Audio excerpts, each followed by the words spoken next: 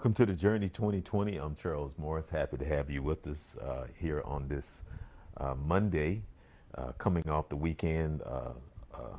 America is getting back to its normal self because football is here to the end of the year. And so now we can find out what to do with ourselves. I know that there's a lot of controversy going on with football and the Dallas Cowboys, and we have one of the biggest Dallas Cowboy fans in the world right here with us this evening.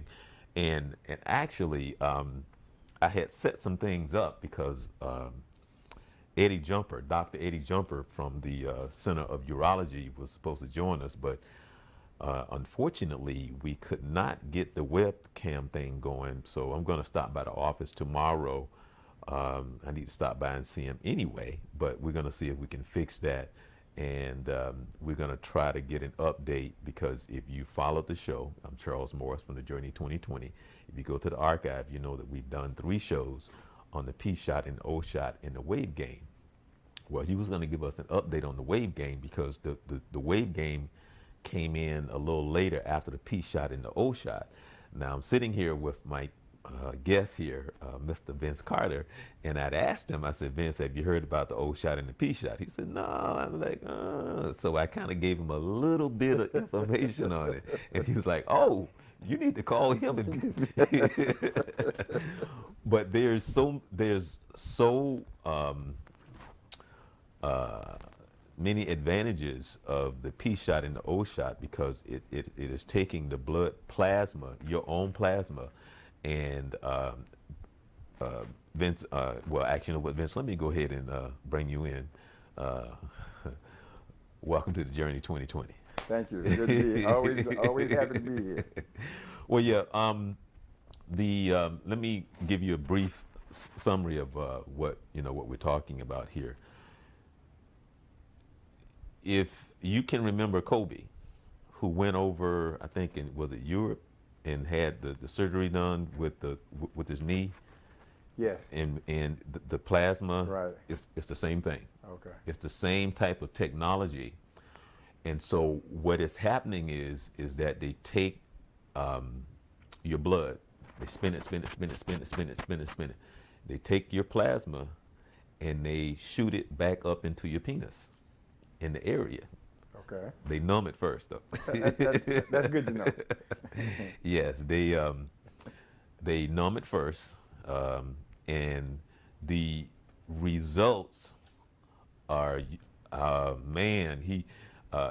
If you go back and if you watch the show, Dr. Woods from the Center of Urology. Let me see if I can put up his information real quick, but. He and Dr. Jumper are the only ones that is really certified in this area since the last time that we talked. Okay. So for people that are not in this area, they can tell you where to go, who's closest certified, because you have to go and take these classes and learn how to do this. Okay. Okay. Now the P shot and the O shot, because it's also for women as well. And so it is a procedure that these certain things that you have to do for, I think it's 6 weeks. And then after 6 weeks, then the plasma and all of the natural, I guess, things that take place to increase circulations. And I was teasing Dr. Woods, because Dr. Woods was like, man, I got something tapping me on my chest every morning at like 3 o'clock in the morning, and I can't go back to sleep because it's so I was saying, yeah, that's a nice problem to have, yes, right? It is. What a problem to have. So, but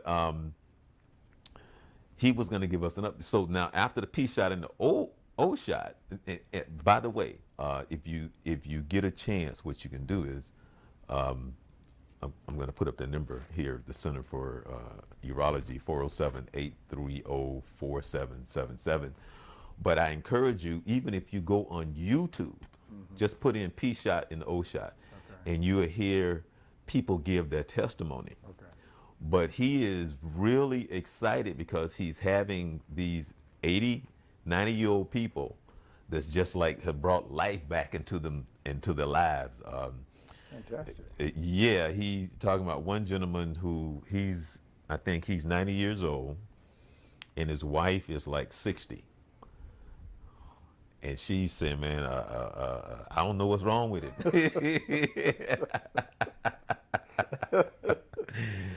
But so, but I'm just saying, this is and he has a lot of testimony of people coming in, and with the wave gain is something that how can I explain it? This is different than the P shot. What it does is kind of uses this vibration to kind of break down like the blockage in your arteries and in your veins, and that causes better stimulation. But it's all natural though.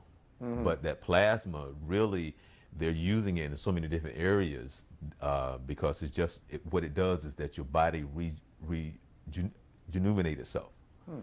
It just. That is definitely different than given what's on the market today, Right. and the emphasis. That's pretty interesting. Right. Yeah. It's very positive, and for people and I always say, if you call up Dr. Woods, call up Dr. Jumper. If you tell them that you heard about it on the Journey 2020, they give you a discount. I don't know how much of a discount, because that procedure is about over $2,000. Okay. Okay. So, but how much of a discount? And they don't know at this point whether or not something like this lasts for 3 years, 4 years, 6 Okay. years. So it's experimental to some degree. Well, I'm saying it's new, Okay. but it's working. But he's saying, guys, the old guys just keep coming, because when he tells his stories, he's telling it from the standpoint that a lot of these men are now crying because they're so excited. Because he always tells the joke, but because he tells the joke about the fact that a lot of these men haven't seen their penis in years. So now they can they can see their penis and and all this other stuff. So it's it seems to be working, and people are very, very happy. So happy. Mr. Happy is happy. Yeah. But it seems to go along with where we are today. We're trying to live longer and healthier lives. We're trying to be productive for the longer lives that we live. So this seems to be another opportunity to enhance the total life experience as long as you can. And that's got to be interesting. Yeah. Again, and I knew that you would know what I was talking about with Kobe. That's one of the things that he always talked about, was when Kobe went over and had the surgery and using the plasma that he put in his knee. It's the same technology, using the same type of treatment to rejuvenate the cells, make them brand new again, and that's really what's going on. I'm supposed to try to do the guinea pig with the wave gain. So, and don't be. I mean, I will say this, but I had an appointment about 6 weeks ago, and I forgot. Well, no, I'm sorry. Well, actually, I had an appointment at about 1:00 on a Friday, and on that Friday, I thought it was Thursday. Okay. And when I looked at my watch, it was 6:00 when I realized it was Friday. And I'm walking around thinking it's Thursday. And when I looked at my watch, I was like, oh. And so I called up Eddie, I'm sorry, man, I'm sorry. He said, man, don't worry about it, So, but because they're looking for testimonies. They're looking for testimonies. But again, if you go and Google it, and if you go to YouTube, put in P-shot, O-shot, and you will hear a lot of testimonies from women and men. And it's extremely positive. I haven't heard any testimonies yet on the wave gain. I'm waiting, to see. But as of right now, the P shot and the O shot is extremely popular. So now with that, let me put up the number one last time. The Center for Urology it is also called the Rejuvenation Center at 407-830-4777. That's Dr. Woods, Dr. Jumper. You tell them that you heard it here on the Journey 2020, and they will give you a lollipop. No, they will give you some type of discount. And he's a great urologist, nice guy. And every time I go to him for my annual exam, I say, Doc, I'm thankful that you have small hands. Thank you very much. I love you, man. I love you. yeah, absolutely. So, Vince, how you doing?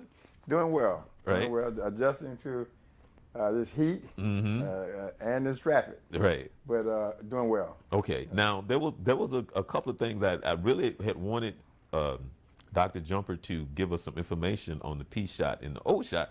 So it's kind of changed my topic area here. But let me ask you, with what's going on, first of all, why is it that we don't like to talk politics and religion? Basically, because I think they're so volatile in conversation that people are so afraid of losing friendships over having this discussion. It's been my experience over the years. I've always been told you don't discuss. That's something you don't do with good friends because of differing views. I always felt like, and I got to be honest, I found it to be true. I have found it to be true. I've got some friends of mine. I probably shouldn't call them friends anymore because we flat fell out. Really? Differing of views. But hopefully I've matured to the point now where I can have a conversation.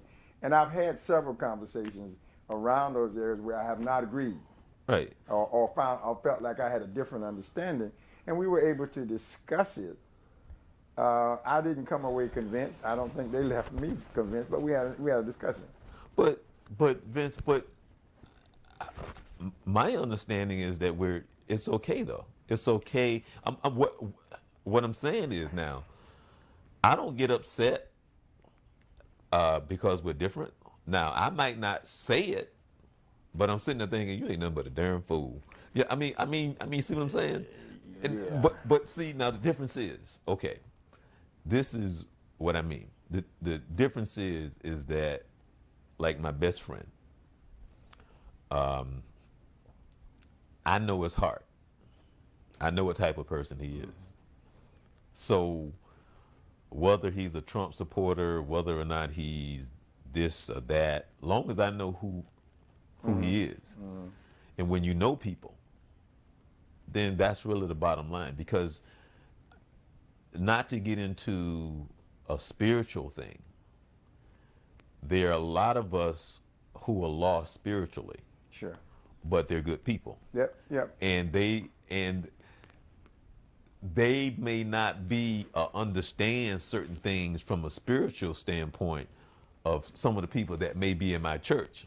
Because the people in my church can probably quote the Bible, scripture, and everything else and talk about the Lord, and probably more jacked up than the person who's lost spiritually, but their heart is in the right place. They live their lives. They try to do, and they may not even know the Lord, but they're good people. Well, and that's what I'm saying. Once you recognize a person and their heart and where they come from, because that's what you do. I'm going to say something that's kind of weird, okay? And I don't know where it came from. I don't even try to fight it anymore. Okay. But I understand that's just who I am. I'm always on the dress down side. Okay. I always try to portray I'm the brokest, which is probably true. I'm the brokest black man in America. Okay? But I've always been that type of person to say that I don't have nothing. I don't have any jewelry. I don't pay over $35 for a pair of sneakers. Because what I've learned is when you walk in front of someone and you have nothing, you find out who people are. When you deal with people and you show that you don't have this, and you don't come across as a high roller with a big thing, you really see who people are and how they really treat you. Especially, see, I learned that early about women. Because I always say, I learned early when it comes to women, I'm the brokest black man in America. So when you deal with me, I know you real. So I learned that early. So I never came to, when I was trying to date a woman, something like that, I never tried to impress them with stuff. I tried to do the opposite, to say, you know. So when I deal with people, and I don't know why, even to this day, I'm always on the opposite of not a GQ guy, not the suit and tie guy, because I come in with the sneakers, tight jeans, to portray, because it tells me who you really are. That is something which is, but that's my thing. Yeah, yeah. Right. And I think on the other side of that, you find when one comes in, and I won't say they're portraying, I'm going to say that's them on the other end. High roller, that opposite of what you are. You also find out who people are as well.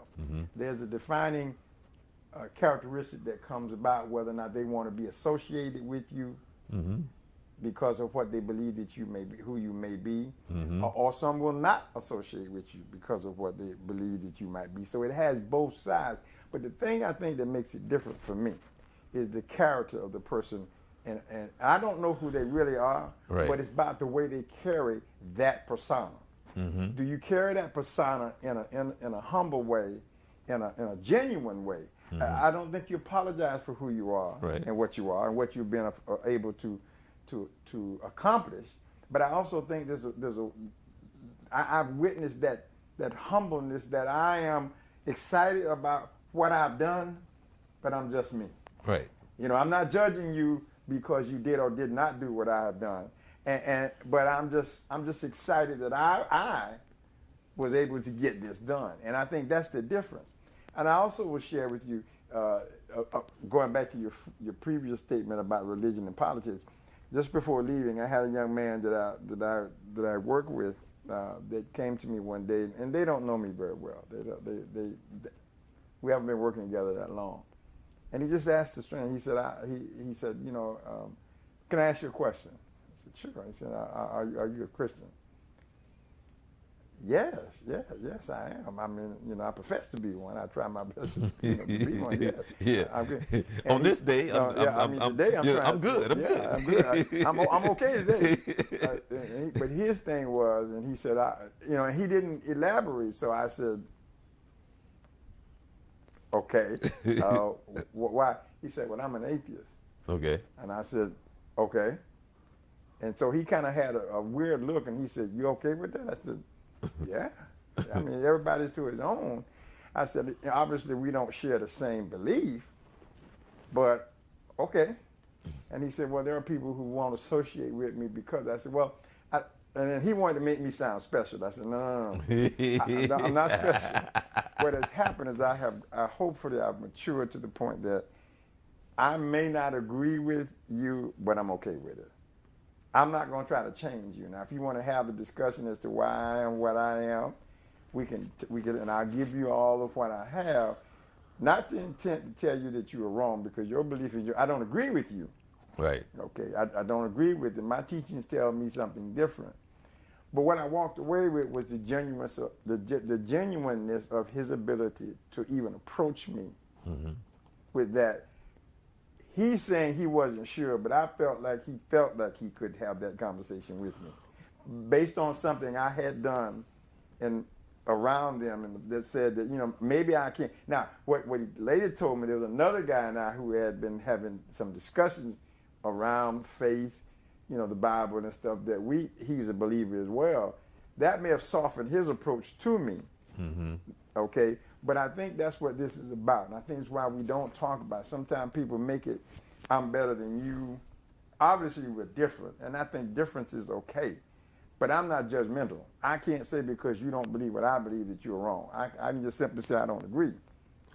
But that's part of the teaching, though. I Vince. think it is. I But mean, see, well, because you have healthy but, discussion about it, but but about previous experiences now, those healthy discussions turn into arguments. But that goes back. Well, an example, Vince. And I'll give you a perfect example of what I mean.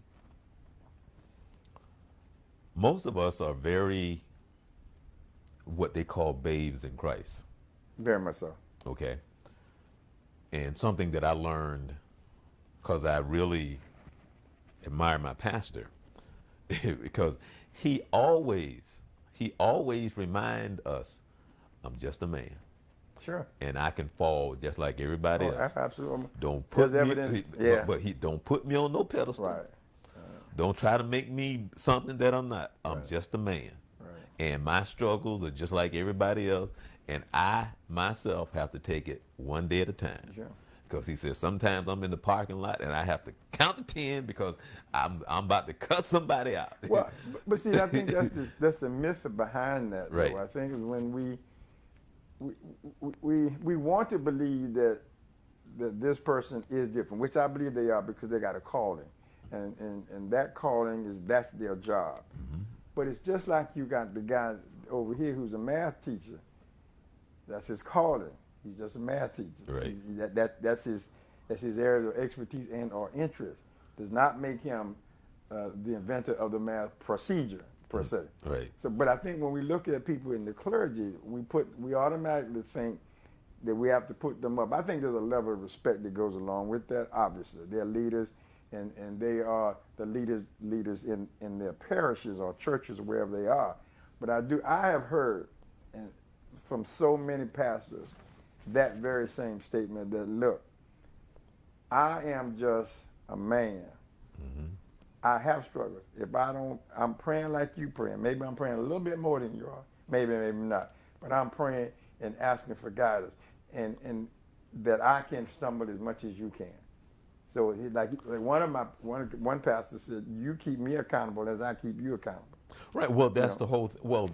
The whole purpose of it, Vince, is that we are to encourage each other. That's the purpose of it. That's what it's designed. Right. And then, but what I was trying to get to was that we are so about.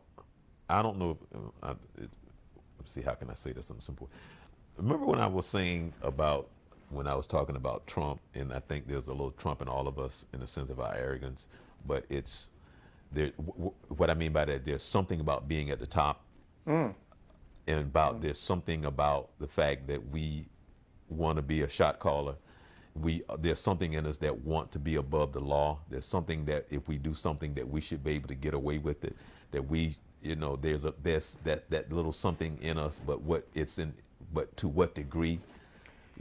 And when I'm just talking about that arrogance that God always speaks of. But it's in us, but to what degree? Well, yeah, the degrees make the difference. Right. But so what happens is that when we're having discussions and you're laying your scriptures on me, you're quoting this and you this and you that. And what happens is it has absolutely nothing to do with scripture. It has absolutely nothing to do with the Bible.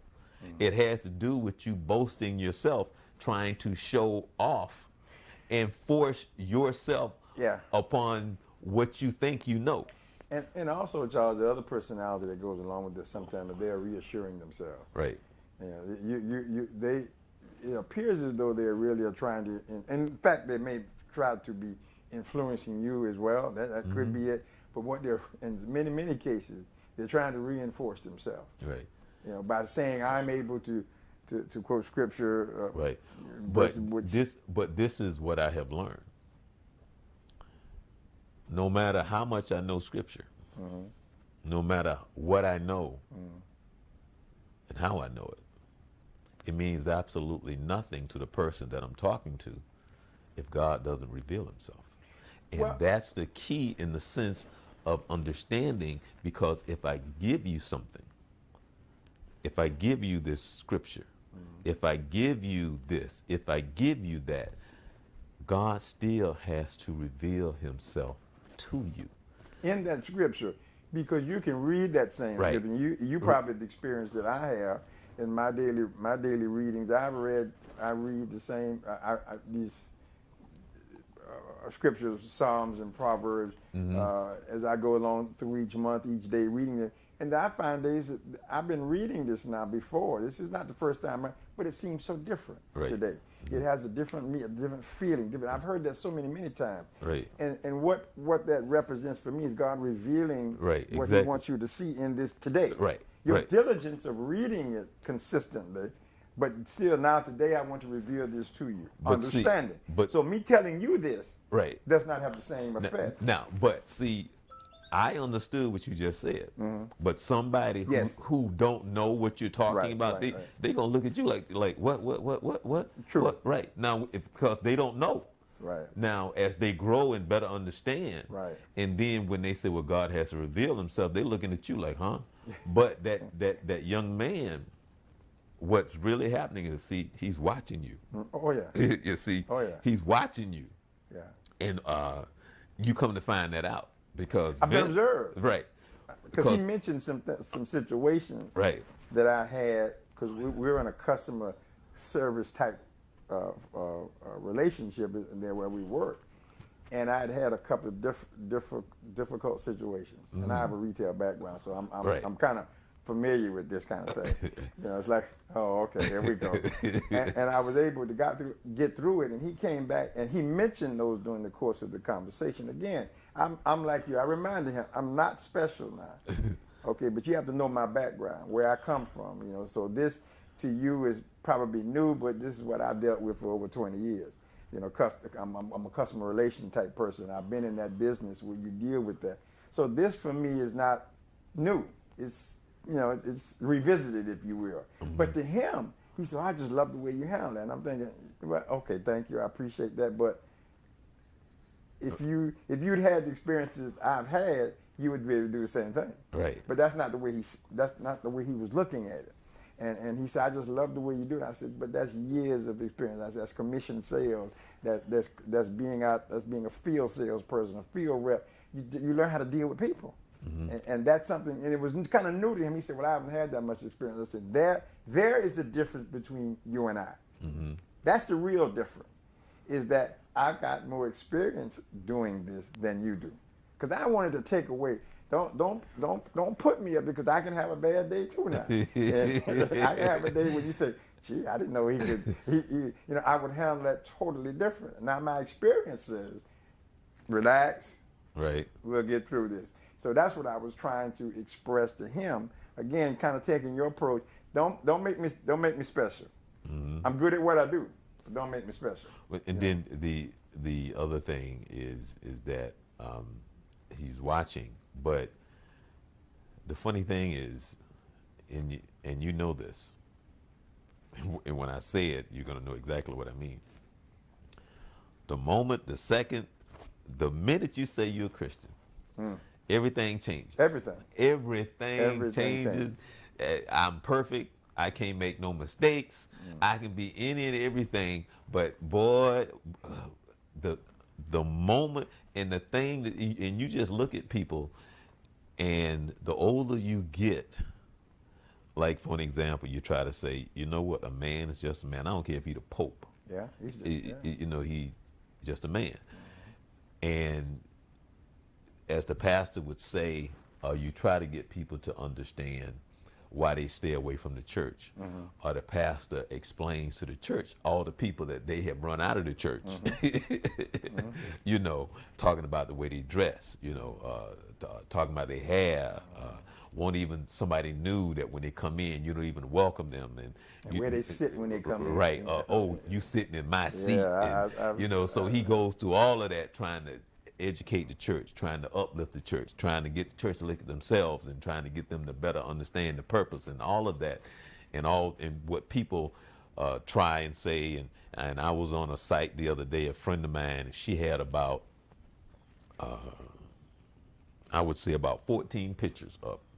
And each one of these pictures was somebody like a deacon or a pastor that was in the church that was arrested for like child molestation or rape or something like that.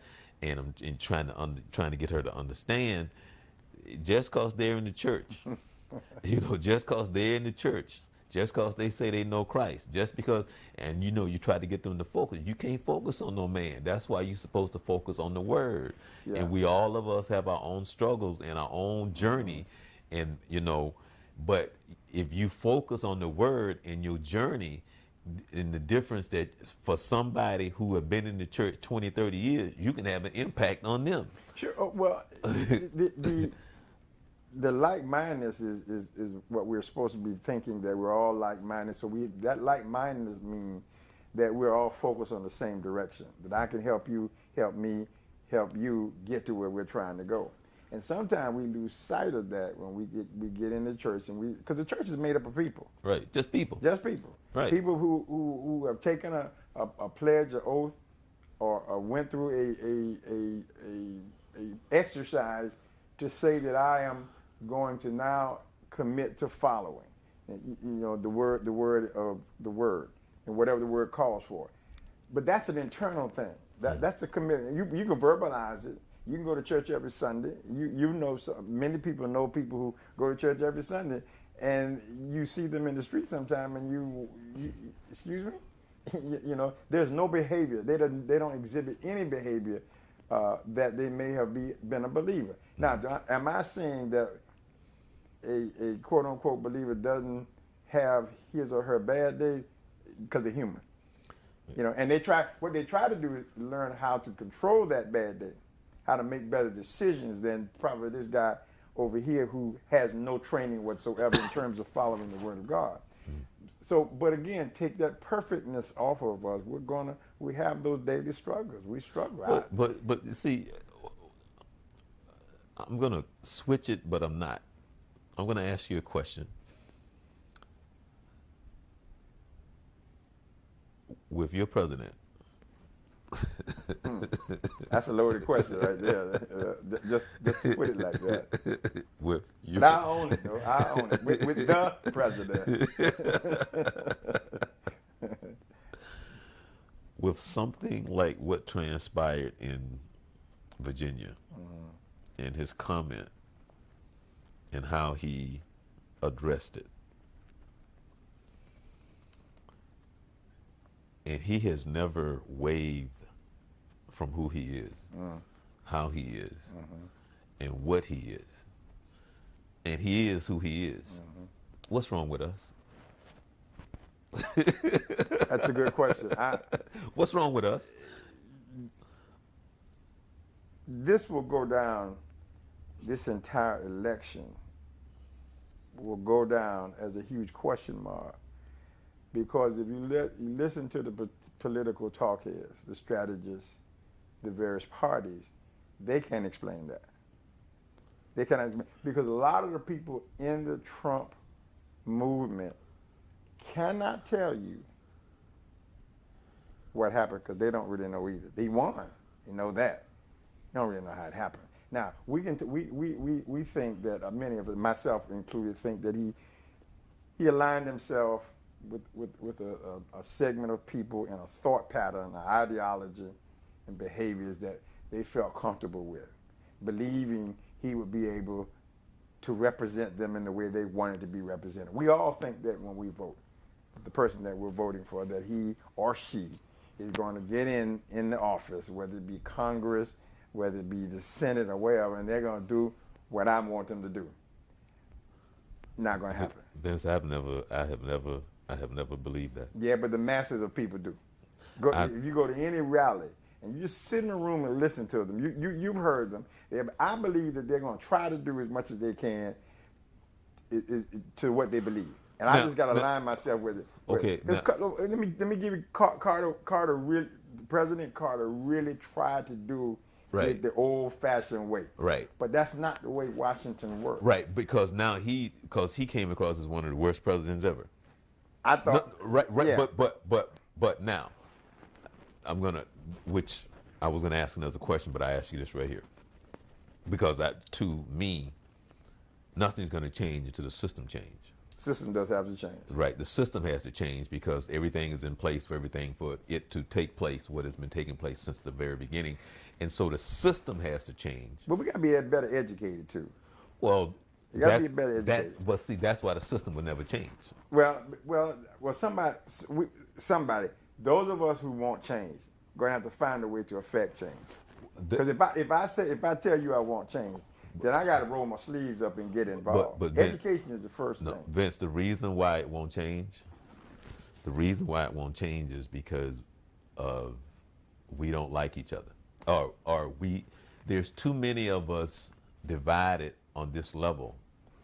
But Charles, but a lot of that comes from lack of understanding and education. We're easily swayed because I don't this political bloc that followed the current president and everybody talks about that bloc being that weird, uneducated, unemployed bloc.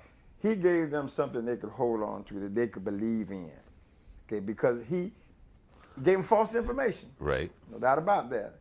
But he said the right things. He incited them to believe that his way of thinking, which I heard a lady say on TV, which was amazing to me, he gets me. And I'm thinking to myself, be sure now, make sure you understand what you're saying. He's the type of person that will represent what I believe in. And I would want to tell her that's not true. He can't. Even if he wanted to, he can't. Now, the president has some unique behavior things of his own that to me just go with his personality long before he became president. Right. But as the president, he has so many boundaries that he has to overcome, and he doesn't have total control. It's one of the things he even has alluded to himself. It's not like CEO of a company. And that's kind of what I think he was thinking. He's alluded to that since he's been in the White House. This is how difficult this is because you say I want it so doesn't make it so. Right. And there are other people who have to say no, I don't agree with that. Well, it's not like a board of directors where you the final say. You just initiate and hope that the skinny repeal showed you what this really is about. We all have to agree to agree or disagree. Right. And that's it. And so that's what this is about. So I think education, understanding the political system, not to the degree that you got to be a political science major, but you got to understand, you got to go vote if you want change. You got to teach people what change really represents. So why is it that we want change? What do you want to change? Let me tell you how this happens. Mm-hmm. Because it doesn't just happen because you say so. Well, my vote doesn't count. Your vote does count. It may not always win that particular race or whatever, but it does count for you to have a word and say. How many people didn't vote? Right. Either way, right. They didn't vote. That's why when I talk about education, right. There's a friend of mine who's taking an initiative now, going into the communities and just trying to have sit down conversations and talk about where we are, where we want to go, and he kind of gets that feedback. So then he says to them, how do we do that? And most of them are blank. He said, well, it starts with being educated. Mm-hmm. Number one, understand what the political issue is. Because to my surprise, and I've been stumped too. Mm-hmm. I've gone in to vote on a couple of issues, and perhaps I've not done a good job of educating myself on the issue. Mm-hmm. And so I'm a little bit confused. But I've heard people come out the same way, don't know what they're voting for. Right. So in some cases, they don't vote. Well, I truly have to admit, Vince, I'm telling you, I was, I struggled big time just sitting there when it came time to vote because of the two choices. And I sat there and I should have been out of there probably 15 minutes earlier than what I should have been. Because I'm sitting there going, this is my only choice, man. This is sad, you know. This is my only choice. This is my only choice. But the problems that we have in this country, it's it we just don't understand. Oh man, it's like, where do you start? Our inability to understand that they're supposed to work for us. We don't quite understand that, because if we did understand it, we would have to say when they go on vacation. We would have to say when they get raises. Well, now so on and so forth. Now, this is where I think, to your point there, when you talk about things will never change, because we've allowed that to become the norm now. Mm-hmm. When I say we, those of us in this country supporting this political system, we've allowed it to happen. Right. We sit, man, oh, well, if you want to go on vacation, fine, that's whatever, you know. If y'all want to go, whatever. We don't know that we have not taken charge of our responsibility as citizens of the country. We think that when we go vote, that's it. And then everything else happens after that is based on what that political system represents. Well, to what's being said out there now, that's one of the educations out there. Listen, they're working for you. Right. So your issues and concerns, you're trying to get people who don't believe in the system, who have not seen it work the way they thought it would work. So consequently, they said my vote doesn't count. We're trying to tell them your vote does count more than you imagine, and you can't be discouraged simply because your candidate did not win. Right. And that's what I think a lot of people blame. Well, my candidate didn't win, so I'm out. No, wait a minute. There's more at issue than just your candidate did or did not win, because you can still have those issues with your candidate having won. Right. So the fundamental, and this gets to be very complicated to a person who is discouraged already, who's unemployed, right, and doesn't have any health care, and maybe uneducated. Mm-hmm. You're trying to get. I'm not saying it's not worth the effort, because I do believe it is. And not to sway their vote, just to get them to be a part of this whole system. Because I think when you get everybody involved, it does. Yeah, I want my candidate to win, but more importantly, I want my word heard. So as we're casting these votes, my candidate may not win, but the other candidate has to know that, you know what, there's a strong block of people out there that are pushing an issue that I need to listen to. Now, whether he listens to it or not, but it's still, you can force them to have to listen to it.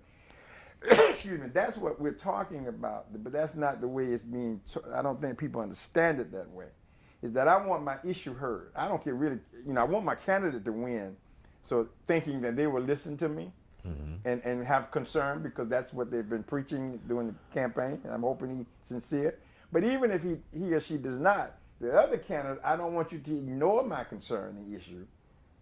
And if you got enough votes in that area, they're going to see it. Now, whether or not they address it or not is one thing, another thing, but they know it's there. And I think that's what this is about. What are we going to do about midterms election? What impact are we going to have on that? What message can we send to what? Because right now, that fiasco that they have, that's a soap opera up there right now. And everybody's sitting back watching, waiting to see what's happening next. Why don't we change the scenario? Why aren't we forcing the issues on things? We're not doing that. Okay. Or some people are. We're starting to get a little roll. This is what I mean by, if we really understood that they work for us, that they're supposed to be serving us. Okay. And I ask you this question. Why is it that we vote on Tuesday and not on a weekend where most people can vote?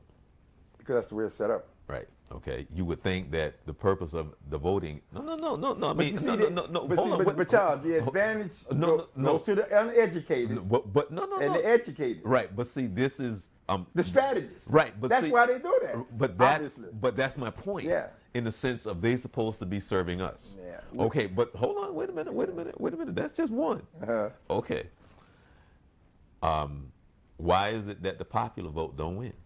Okay. I'm struggling with that one. Okay. No. All right. So what I'm saying is, okay, if I'm saying if we want that, then that's something that we should be able to make happen. That's if that's one of the issues that's being discussed out there in the community now, and these community meetings that I've been aware of.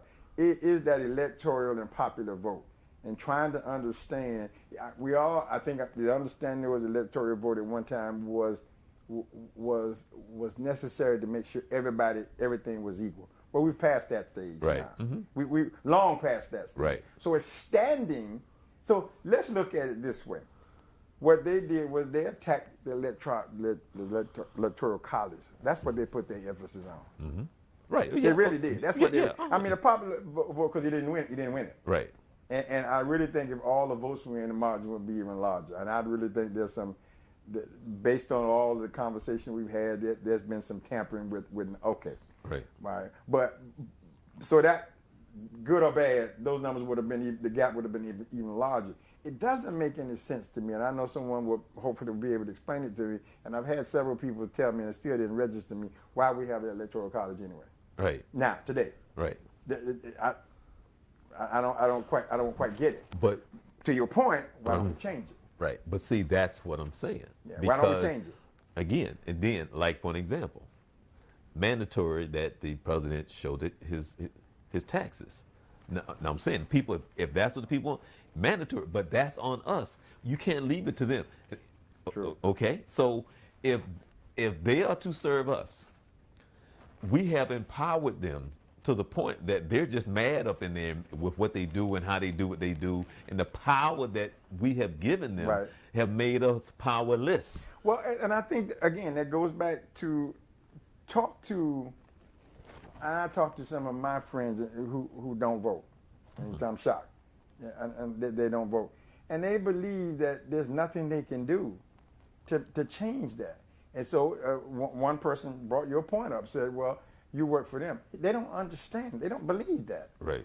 The reason they don't believe that because the system is not set up to accommodate that. So now you're trying to get them to look at a radical change that they can't grasp. But see, what I have learned, and I've learned why they talk the way that they talk, and why they do what they do, is because they understand the ignorance of the people. Oh, sure, absolutely. And sometimes we're led to believe that they are more intelligent than the people that put them there. And that's not true. And I will always say this, Vince. I will say this to the day, to God calls me home. One of the reasons why I like Rush Limbaugh, I admire him. He is successful because he has figured out how to tap into the ignorance of the people. And that's all he does. That's how he has become what he is because he knows the ignorance of this country, just like the politicians. Sure. And he knows how to stir it up, and he knows how to swing it either way. And you sit there and you listen to him, and you be like, that's the dumbest, stupid, but he knows how to, just like the politicians, they know the ignorance of this country. They play on that. Right. I can't say I admire him for it. Well, no. No, but I'm saying personally, I can't admire him. No, what I'm saying is I admire of his success in what he has become in the sense of he's successful at it. Well, the Howard Sterns and those guys. Right, exactly. It's hard for me to appreciate that you did it off the back of ignorant people. But I know that's what you did. Right. And I know that's what, and I know that their lack of understanding helped you do that. But it hurts me because it just feels like it's not a fair fight. It's that you went to the weakest part of the chain and attacked it. But now, is that their fault or is that our fault?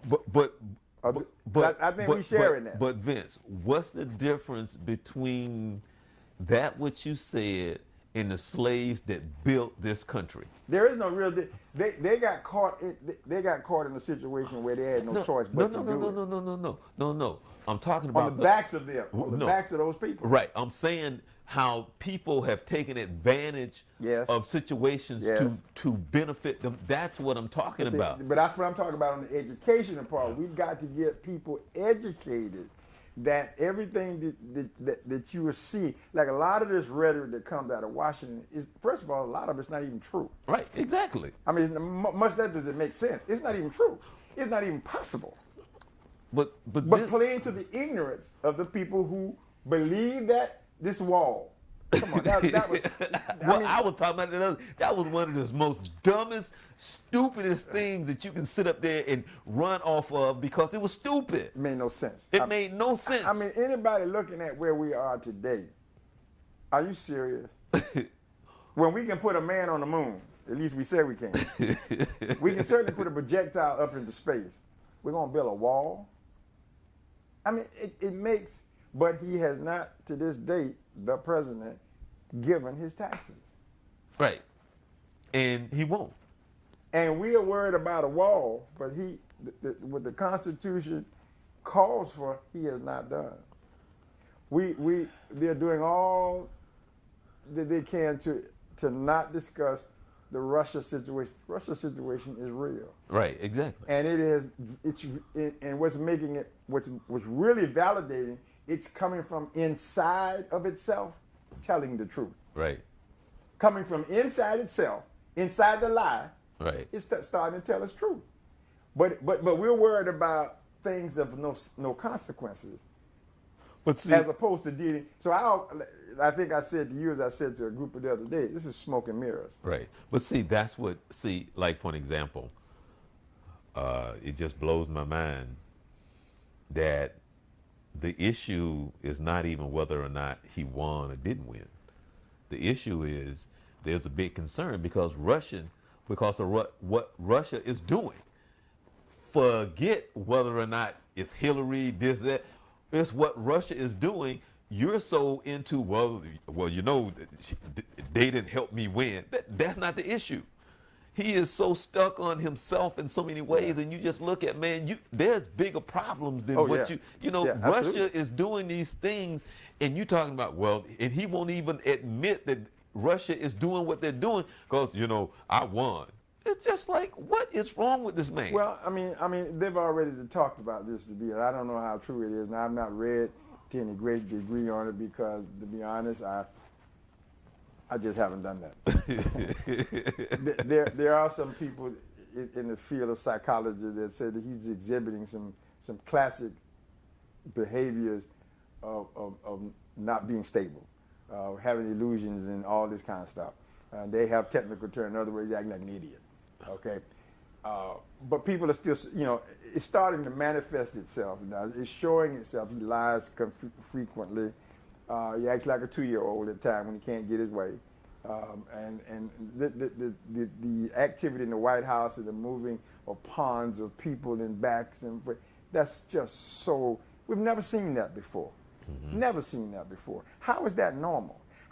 And see, what bothers me is the political talk heads are now criticizing this when you allowed this to happen. Because when he was running, you said nothing.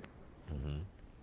Now that he's in and he's exhibiting this behavior that you already knew, I'm convinced they knew already. Now you want to criticize it.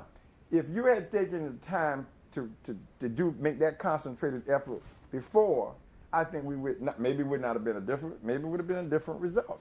But you open a window. We are so caught up over here, we allow these guys to come in our back door and tamper in one of the most prestigious things that you have is the ability to elect the highest office in the land, and you got somebody with their hands in your cookie jar. How does that happen? What were we looking at? Same conversation that you heard on 9/11. What were we looking at? Right. Didn't we see the signs coming? We have since proven through the Warren report, I think it was the Warren report, several other reports, you knew, you were told this was coming. Right, exactly. It didn't catch you totally by surprise. It might have caught you unprepared. Right. But so here's another example. Maybe not the same catastrophic event and the loss of life, but this is leading down a path that we're losing lives. We're going to end up losing lives because we're going to end up in a war soon that we don't need to be in because this man and his arrogance is going to push us into. I mean, I understand being strong for America. I'm 100% behind it. But let's be intelligent about it. But let me ask you something, and I ask you personally, who is North Korea a threat to? Seriously, who are they a threat to? I never thought they were a threat to anybody. Maybe South Korea. I mean, maybe North Korea was a threat to South Korea. But really? But look what we've done though. We've allowed them to become a player. We allowed them to get to the table. They were never at the table. But what does that mean? What? Because I mean, first of all, who are they a threat to? Seriously, because if they do something, the backlash of whatever it is they didn't come in their mind, what is it that they gonna do? Well, I mean, you create the alliances is really what the fear is. Who supports them? Who's behind? Who's gonna draw alliance with them? It make them bigger than what they are. I mean, in fact, you got nuclear weapons. We don't need nuclear weapons going off anywhere because that's catastrophic. But what I'm saying is this. How right do we here. let them get that? But then let me ask you this right here. Mm-hmm. If they have nuclear weapons, as in whoever, why can't they Why can't they what? have them? Well, because before we had control of that, we had a diplomatic understanding. Not saying that you don't have it. No. But everybody agreed that we're gonna just we're not gonna play in that ballpark. But what I'm saying is, if we have them, why can't they have them? Again, they had them. Everybody understood. They had an agreement that okay, you can do what you want to do. Right. You keep yours over there. Right. And I'll keep mine over here. Okay. Okay. I won't throw nothing at you. Right. You don't throw anything at me. Don't throw anything over at your neighbor. Right. You know, but I can't stop you from growing your political force and military and your technology. Right. I can't do that because Right. I don't have full control over that. Right. Now I can keep what I have from you. Right. Okay. Right. But there was a gentleman's agreement. You keep yours and I keep mine. Right. Exactly. That's not there anymore because now we're mad with each other because you've done something against me and this little guy over there. Now, I think it's Trump Jr. I don't know because he has a complex of some kind and he wants to be at the table. And I understand where he's coming. He wants to be heard. Right. So since no one will listen to him. Wait a minute. What? Dennis listened to him? Who? Dennis Dennis who? Rodman. Yeah, well, since no one will listen to him, I hope Dennis was talking about basketball. I hope that's what he was talking about when he sat down and had a conversation with him. So you got all. That's a good point. But that wasn't enough. Dennis, obviously, Dennis did not hold his attention. You know, but then again, see, even stuff like that opened the door. He became a source of conversation. Never should have been. Right. Never should have been. But again, like, we have it, but we don't want nobody else to have it. Well, we don't want you throwing it at anybody. No, because once you open that, everybody knows once you open that door, it's going to be closed quick. Well, see, they're not sure about that anymore. That we see. At one time, we had it all. We were the big dog and the one you need to be afraid of. No, but what I'm saying is, he got to know the moment a nuclear anything from him goes off, they're done. Yeah, but they're done. Everybody, I mean, it's going to create a catastrophic event around the world, no doubt about that. They're done. But he goes down in history as having done it, and to him, that's important. Now, to me, it's a useless effort. It's a waste of time because you're right. He's going to be obliterated. Right. There's no question about that. Right. If we don't do it, somebody else going to do it. Right. I know we're going to do it. I know we're going to drop some bombs over it. So, again, that's that. See, and that's the thing that scares me about the political situation is that we got people in office now, seems like more than ever before, whose mental capacity for realism is not real anymore. They're playing big boy. But Vince, I give you a perfect example. I mean, there are so many examples of who we are and how we are.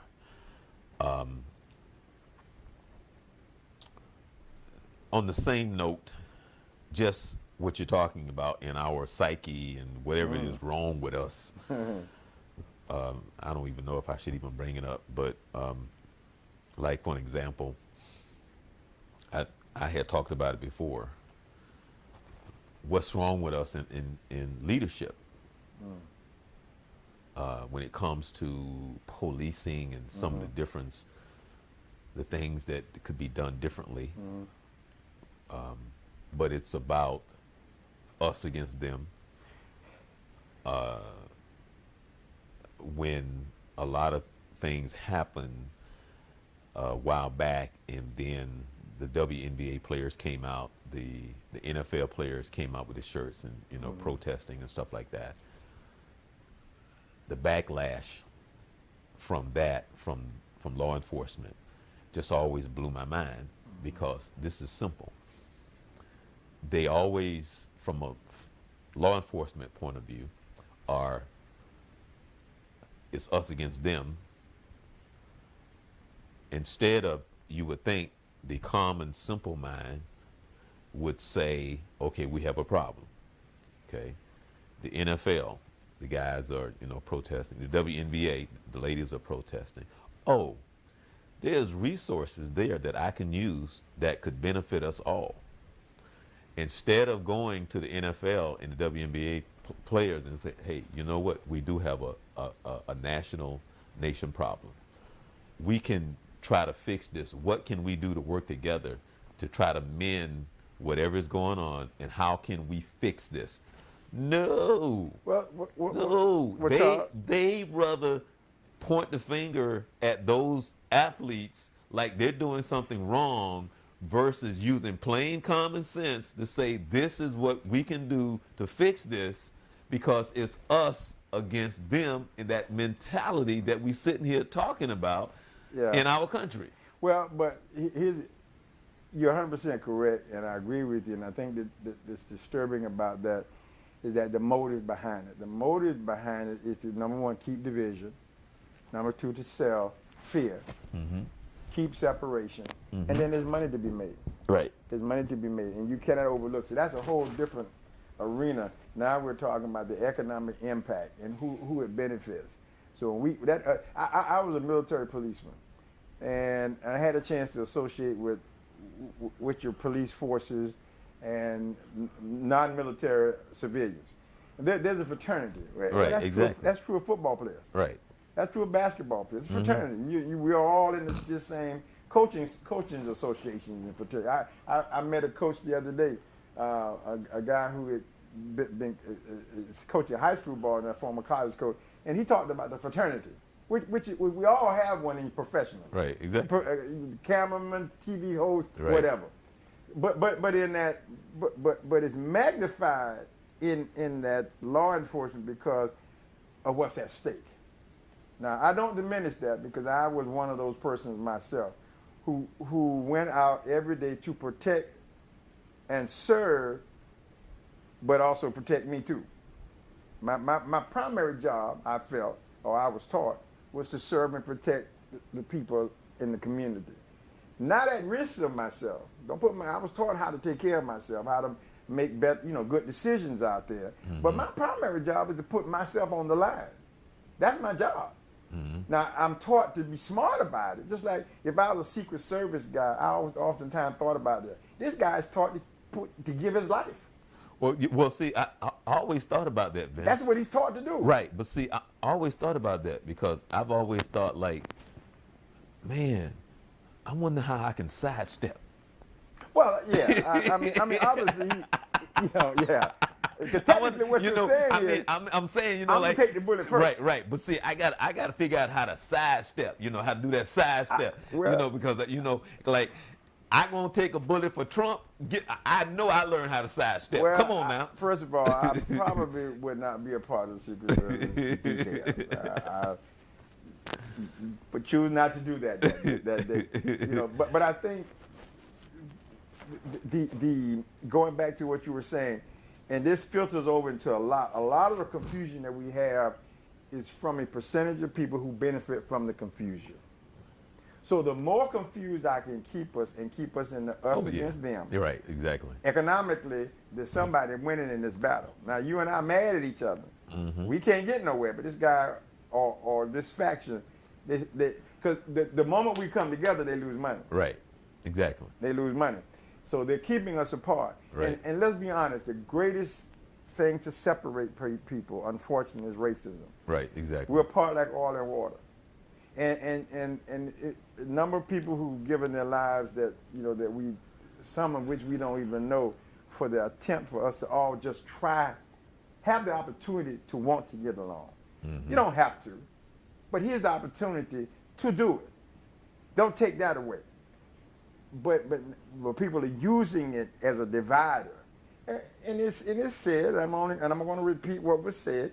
The national news media said that one of Trump's strategies was to speak to those people who felt that we should be separate, who believed that. Charles Barkley, I don't know if you saw what was it, special that he did. Right, yeah. I can't recall the name of it, where he sat and talked with a guy who said, and now you talking about admiring somebody? I admired that guy because he said what he believed. Right. I don't agree with him. Right. But I appreciate the fact that he was honest enough to say it, so we can get it on the table and understand there are people out there who believe that this is what, and his comment was that the white race should be inequitable. It was never meant to be equal. And this is the position that we sit in, and we put things back in order when we put them back in charge. Now, I'm sitting there thinking, wow. Okay, I can appreciate you believe it. But I can't. But I'm having a hard time understanding where we are today. But Vince, Vince, I have that conversation all the time. I have it all the time. I've had it more often than I care to. I have it all the time, especially with friends. I try to explain to her because people sit there and they bewildered, be wild, and I'm trying to explain. I said, look, let me explain something to you. Please understand what I'm saying. When you get to know life in a sense that there's people on this earth and how they see you and how they see themselves, no matter what you do, no matter what it is, they're going to always think you are beneath them. Okay? They see the world and they see themselves and they think you are lower than dirt. Well, they've been and taught that's that, how they see. But that's what they've been taught. That's what they've been taught. But what I'm saying is people be, well, it's perpetuated. It's like, what you don't understand? Well, I think, what is it that you don't understand? I tell you what I don't understand. When you don't understand that spirit, I it's that same spirit, Vince, that when you go along your way and you look over there and you see some black people and you go, you know what? Let's go over here because they're not people. Well, they're not I people. think what you're looking at, though, Charles, is here's a point that I struggle with. Racism and separation and people liking and dislike people is human nature. Let me hear what I'm saying. Right. What I struggle with is that all the things that we have going on in the world of greater importance, that we focus on that. But we let that be the primary thing that we did. That stops us from taking care of all the things that are far more important. The homeless, the helpless, the people who need to be medically attended to. We would stop all of that to deal with something that's this old that really should be no longer. I'm not saying that one doesn't have a different opinion. Right. That's fine. Right. But should not be a national issue today. No, but Vince, you know how I look at it and how I will always look at it? The only way that I know to look at it? Why did Satan get kicked out of heaven? What is that spirit? It's alive, it's well, for the same reason he got kicked out of heaven. It's the same spirit, Vince. I understand It's the same spirit. I understand. And it's among us, and it's among the people. God, if you look at it biblically, God allowed that spirit to really just show us the difference. Right. They said, now, this is not a part of who I am, so I'm putting it out. Exactly. You may choose to follow that. Exactly. But understand. Right. That you're in total opposition from me. But what I'm saying as a society, wait a minute, now, some of your biggest, supposedly, and I say this out of respect for what I'm about to say because I don't know these people real hard, a lot of your racist people come right out of church. But wait a minute now, they're supposedly believing that there is a separation between what the word says and what Satan represented. Why are we not separated there? But what's the difference in the sense of your ignorance if you don't truly know the word and who God is? Education. Education. See, you got to get educated. See, to me, that's a spirit, Vince. That's a spirit. It is a spirit, but you got to educate that spirit because you have the ability to ignore that spirit, and you have an option. But see, we call it educated, right? But then there's some people, and I don't, because see, I'm confused with that. I'm totally confused, and I understand what you mean, because in our mind, educated means something else other than what it really is, because you have the most common person with common sense who understand the essence of who God is, and but they got to educate themselves. When I say educate, they got to go in and study it. Is common sense says you're giving common sense. No. Because Vince, you can go and you get PhDs. You can get people who has 4 or 5 masters. But that's just an instrument. Right, that's academic. But I'm saying they're educated in the sense of their academic ability. I don't know if they're challenge educated. Right, but their spirit. That spirit that I'm talking about. But that spirit. That spirit that is non-God-like, that is so strong, it's about me. It's about me. But that's human nature too. That's human nature. God put that in us with giving us the choice. Hey, but that's what I'm talking about. Giving us the choice. Satan made a choice. That spirit made a choice. It did. So what I'm saying is, each man no matter today, how educated you are, but you still make a choice. If you have that spirit, that spirit, you still got to make a choice. That spirit. You still got to make that, because I have, to your point, then that means that some days I have that spirit. Exactly. Oh, okay. Right. But I have to weigh that spirit. No. Remember when I say there's a little Trump in all of us? That is exactly what I mean. There's no Trump in me. No, but I'm talking about the spirit. I'd rather have Satan's spirit in me than Trump in me. I'm talking about the arrogance. I'm talking about. Yeah, I understand what you're saying, but I'd rather associate that with Satan. Okay. I'd rather, same. Because he is a lieutenant in Satan's army. I can buy that. Okay. For that reason is where I draw upon, supposedly, I'm supposed to be able to draw upon my belief and my training and know that this isn't the right thing to do. God gives us the opportunity to make that decision. You have free will to make that decision. The difference, what I'm trying to say to you is, you don't have the Satan spirit. That's what I'm trying to get you to see, because there's certain people. There's some people that might disagree with you. No, because I may not have it all the time. But see, the things that you do and who you are will not be associated with that spirit. That's true. Okay. So on a consistent basis. Because what I have learned in life, there's certain people, certain spirits, Vince, and let me put myself on camera when I say this.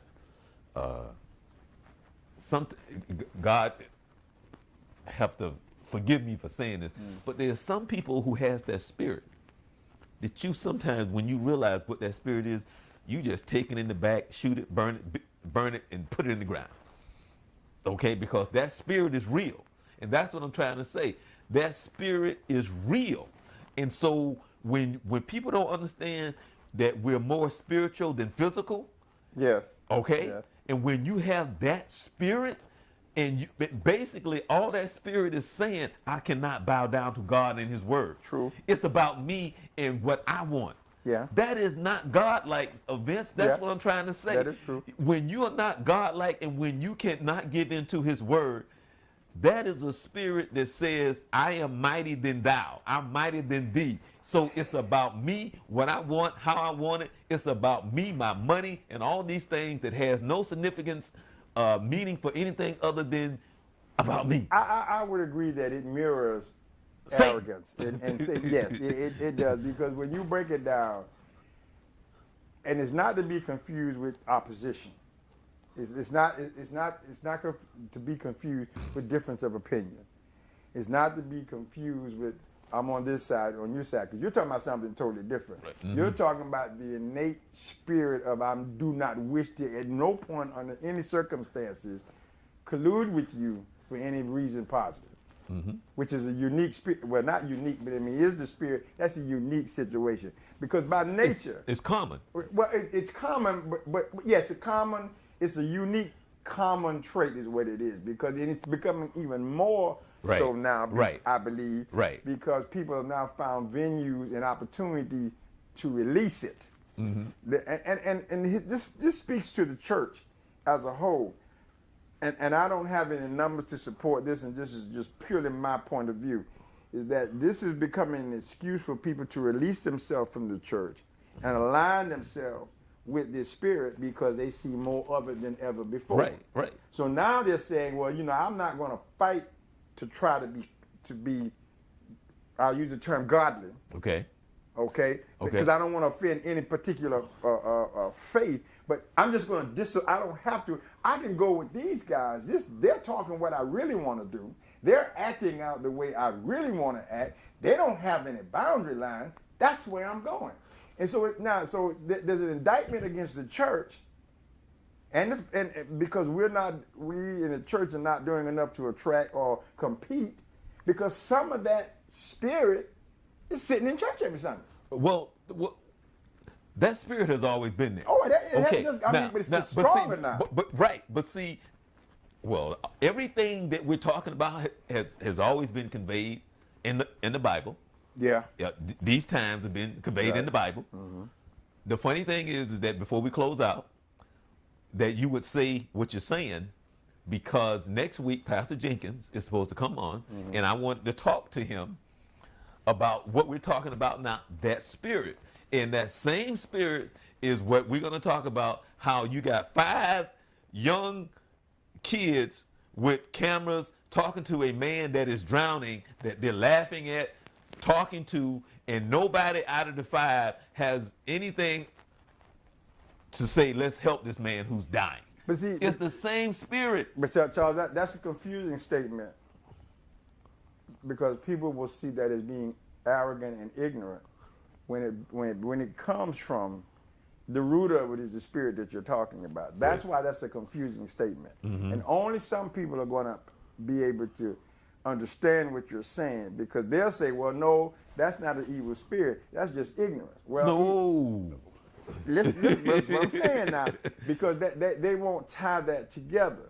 Now, that might be because of their religious training, experience, or lack thereof. And understanding this whole thing it comes down to good and evil. That's exactly. That's the whole scenario. That's the all whole I've been platform saying that we deal with. Right. But you have to take into account how we live our life every day. Now, so what to that point, I mean, those of us who recognize that this really battle that we're having is not about me and you. Right. It's about this good, bad, or good and evil, if you were God versus Satan. Right. Where do I align myself? Right. Okay, so I'm doing everything I can each day to align myself, I believe, with God's teaching. Not being perfect, but I'm trying real hard. I'm ignoring some things because I know it's in the best interest of my training.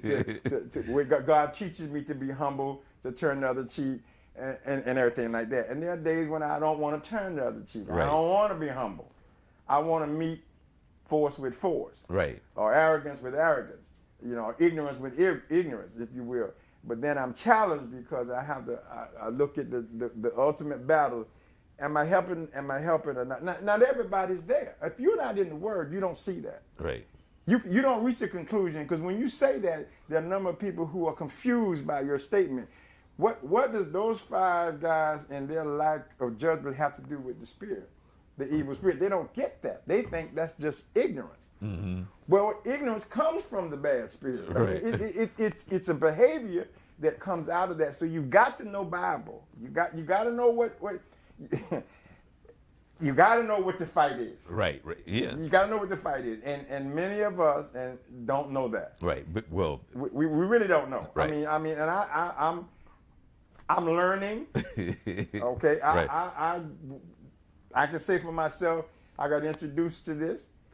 It was a struggle at first. Mm-hmm. I just felt like that knucklehead is just a flat out knucklehead. Right. It ain't got nothing to do with no spirit. He just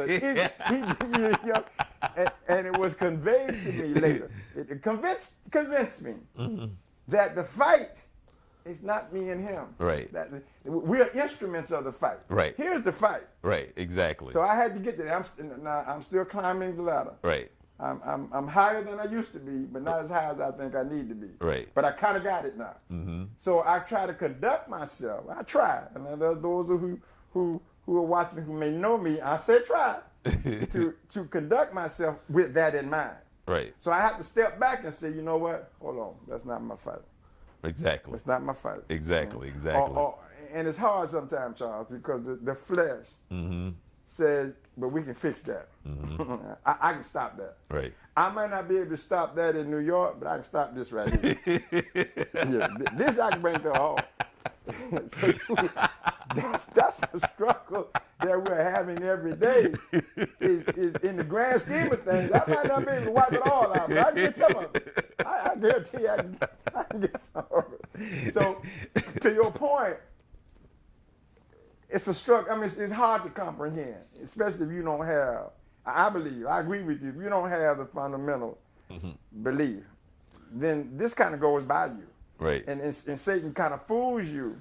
Right. Because you say, oh, don't worry about that. Right. He Right. Well, and you say, yeah, I agree. When you don't understand that it is a spiritual battle every day. Every day. And that spiritual battle comes at you in every kind of way, because money, it knows your strength absolutely. and your weaknesses, and it will keep you blind to the truth, because it is about self-satisfaction. Right.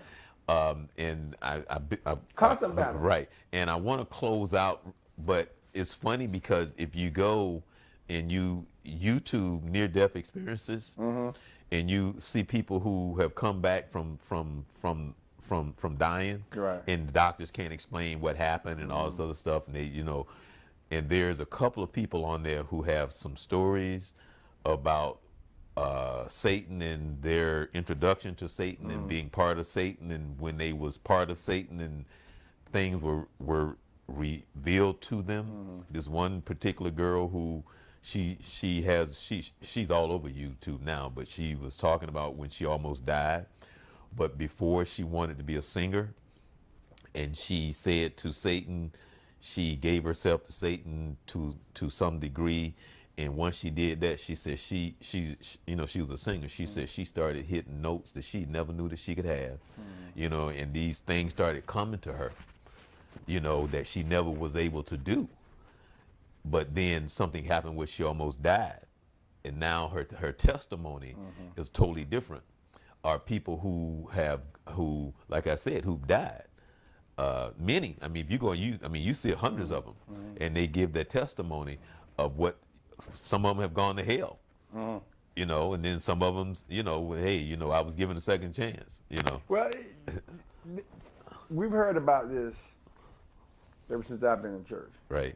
And it was and some people struggle with this, but it was the fear of that, or the consequences that produced, that would cause me to try to do it the other way. Try to do it the biblical way. Do it as God. The way God has laid it out now, and I think any real believer will tell you it's a struggle every day. Right. It is not. Some people do it. We all struggle. We just struggle at different degrees. I don't see your struggle sometimes. I see you, man. You always, you always. But I don't know what you go through at home. Right. I got a friend of mine. He told me. He said, "Listen, man." He said, "You see me out here, and I'm happy-go-lucky, but I'm on my knees. When I go home, until I leave the next day, I'm on my knees. Because I got so many things coming at me."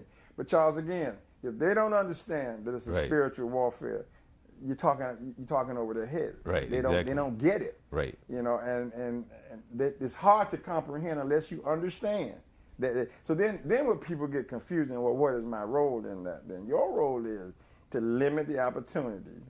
Like old preacher says, stop being an outlet for the devil. Right.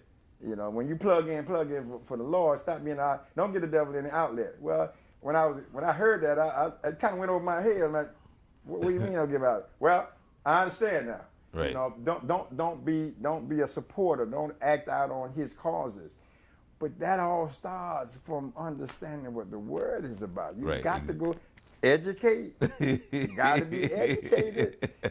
Before you can put up the fight. They talk about the whole humbleness. You got to be humble. You got to put the armor on. Right. The whole armor. That book. Right. Educate yourself. Right. To to put the armor on. Right. Because some people go out there with just the helmet on and put the breastplate on. Right. You don't get hit. Right. Or vice versa. Right. You get hit right at the top of your head. So you gotta know, and it takes time, and that is I would love to hear Pastor Jenkins as he talk about that, because I've had a similar conversation, or been a part of. I've been a listener in a similar conversation. I had nothing to say because these were all clergy, and it was kind of interesting to hear that. I mean, I agree with some of it, some I understood, some of it I didn't. A couple of things they said, it kind of, okay. I was not familiar with that. I don't know if it's right or wrong. Right. But it's an interesting conversation because when you look at that, it changes it takes all the fluff off. Right. And it comes right down to and I think that's hard for some people to understand. Right. That it's that simple. Right. Right. It is. I mean, but there's all that stuff in between there. Right. Well, the day that you wake up, that you realize that it's not about you, which is hard for a lot of us to do. I have those some days. Right. So the day that you realize that it's not about you, then things are starting to become clearer, easier. I would agree. Right.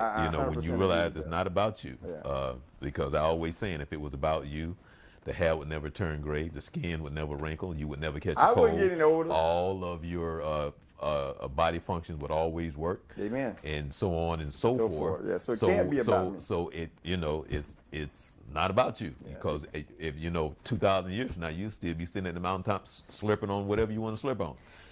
So it's not about you. The other side, the other side, the other part that goes with that, I think, is what is your purpose. Right. And I don't think sometimes we don't find that. We get to it.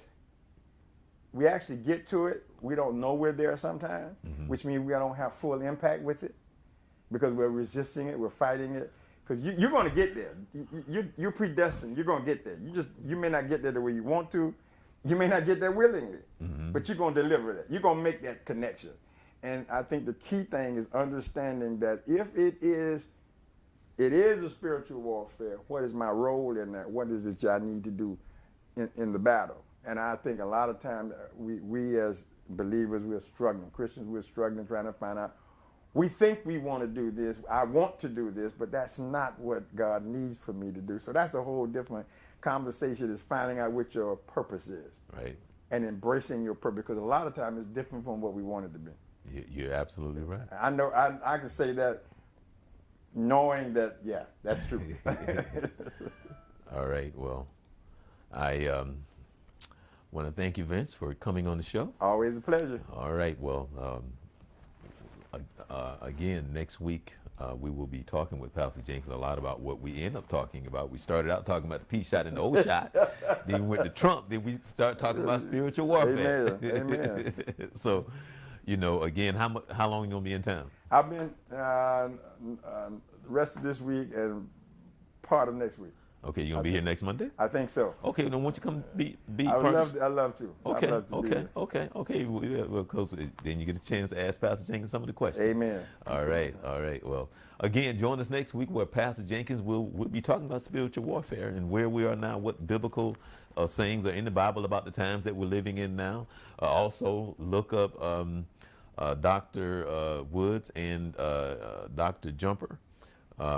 You can check them out at the Center of Urology for the P shot and the O shot. And remember, if you say that you heard of him Journey 2020, you get you will get a discount. A discount. Google it, and trust me, you will be very happy with what you find out. I'm Charles Morris. Join us next week. Until then, you be blessed.